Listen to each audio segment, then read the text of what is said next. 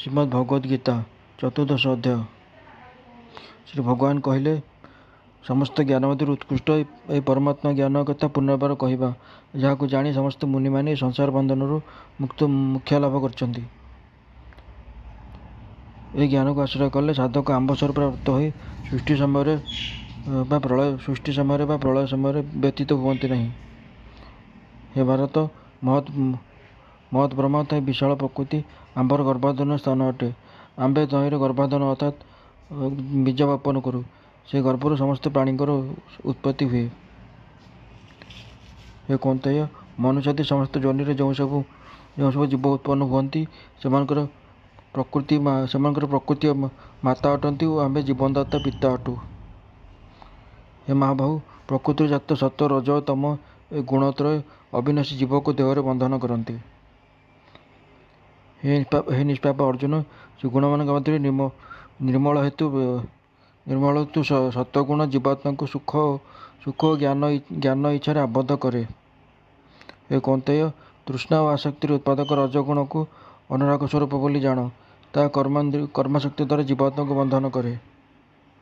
ହେ ଭାରତ, ସମସ୍ତ ପ୍ରାଣୀମାନଙ୍କ ମୋହଜନ୍ତୁ ତମଗୁଣ ଅଜ୍ଞାନରୁ ଜାତ ବୋଲି ଜାଣ। ହେ ତମଗୁଣ ପ୍ରମାଦ ଆଳସ୍ୟ ଓ ନିଦ୍ରା ଦ୍ୱାରା ଜୀବାତ୍ମାକୁ ବନ୍ଧନ କରେ।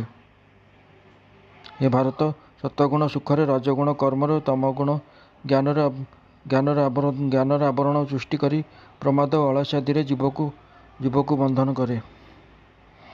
ହେ ଭାରତ, ରଜ ଓ ତମଗୁଣ ପରାସ୍ତ କରି ସତ୍ୱଗୁଣ, ପୁଣି ସତ୍ୱ ତମଗୁଣକୁ ପରାସ୍ତ କରି ରଜଗୁଣ ଓ ସେହିପରି ସତ୍ୱ ରଜଗୁଣକୁ ପରାସ୍ତ କରି ତମଗୁଣ ପ୍ରବଳ ହୁଏ। ଏହିପରି ସେମାନେ ସ୍ୱ କାର୍ଯ୍ୟ ସମ୍ପାଦନ କରନ୍ତି। ଯେତେବେଳେ ଏହି ଦେହରେ ସମସ୍ତ ଇନ୍ଦ୍ରିୟମାନଙ୍କ ଦ୍ୱାରରେ ଜ୍ଞାନର ପ୍ରକାଶ ହୁଏ, ସେତେବେଳେ ସତ୍ୱଗୁଣ ବୃଦ୍ଧିପ୍ରାପ୍ତ ହୋଇଛି ବୋଲି ଜାଣିବ।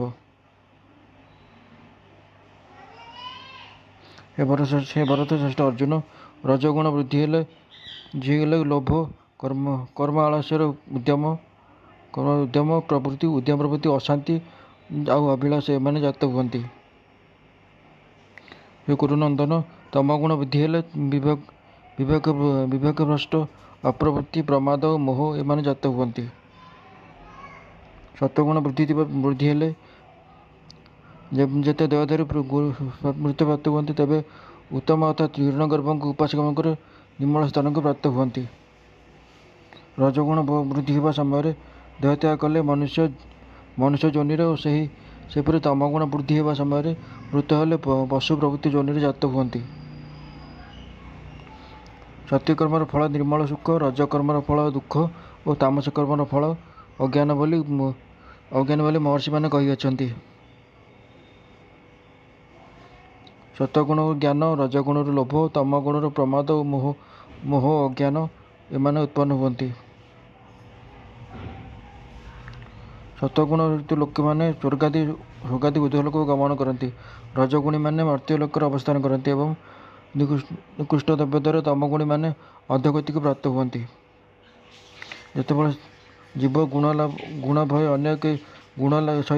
ଭିନ୍ନ ଅନ୍ୟ ଏକ କର୍ତ୍ତା ନାହିଁ ବୋଲି ଜାଣନ୍ତି ଏବଂ ଗୁଣମାନେ ଆତ୍ମାକୁ ଚିହ୍ନନ୍ତି, ସେତେବେଳେ ସେ ବ୍ରହ୍ମଙ୍କୁ ଲାଭ କରନ୍ତି। ଦେହୀ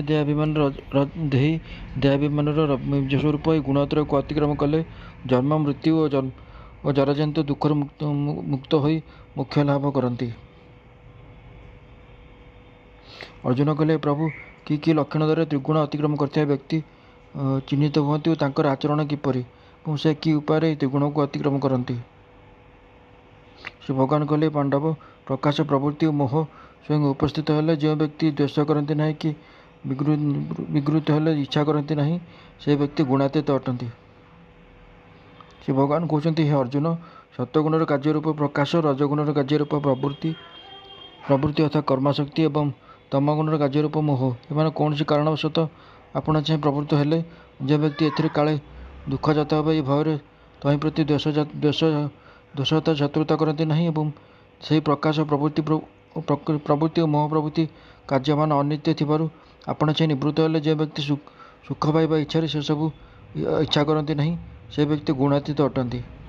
ଫଳକଥା ଏହିକି ଯେ ଗୁଣତ୍ରୟର କାର୍ଯ୍ୟରୁ ଯେ ସ୍ୱପ୍ନତୁଲ୍ୟ ଜ୍ଞାନ କରେ ତହିଁର ଶ୍ରଦ୍ଧା ବା ଶତ୍ରୁତା ନ କରନ୍ତି, ସେହି ପୁରୁଷ ଗୁଣାତୀତ ଅଟନ୍ତି।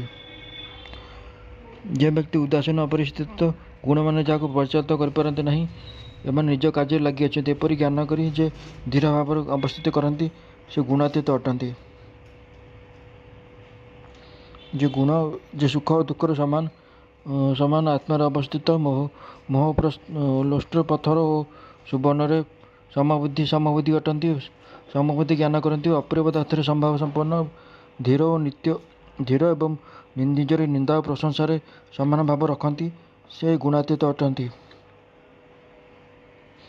ଯେ ମାନ ଅପମାନରେ ସମଜ୍ଞାନ, ଶତ୍ରୁ ମିତ୍ରର ସମବୁଦ୍ଧି ଏବଂ ସମସ୍ତ କର୍ମର ଉଦ୍ୟମ ପରିତ୍ୟାଗୀ, ତାହାକୁ ଗୁଣାତୀତ ବୋଲି କୁହାଯାଏ। ଯେ ବ୍ୟକ୍ତି ଅବିଚଳିତ ଭକ୍ତି ଯୋଗରେ କେବଳ ଆମ୍ଭଙ୍କୁ ସେବା କରନ୍ତି, ସେହି ଗୁଣୋତ୍ତରକୁ ଅତିକ୍ରମ କରି ମୋକ୍ଷ ନିମିତ୍ତ ଯୋଗ୍ୟ ହୁଅନ୍ତି।